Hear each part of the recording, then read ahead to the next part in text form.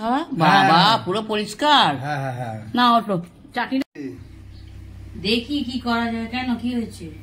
না বলছি আজ ওয়েদার তো ভালো ভালো ওয়েদার আপাতত যারা ছিল করছি, তারপর দেখি তুমি বলো কোনটা খেতে চাও। সেটা আমি বলি, তুমি যা করো তাই খেতে হবে। না বললে তো হবে না, তুমি হলে কর্তা, তারপরে বলবে আবার তুমি একটু রেগে ফায়ার।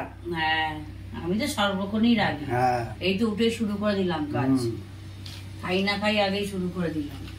টিফিন করলাম, এই করলাম, বলো যা পারো করো, যা যেটা ভালো বুঝবে সেটাই করবে।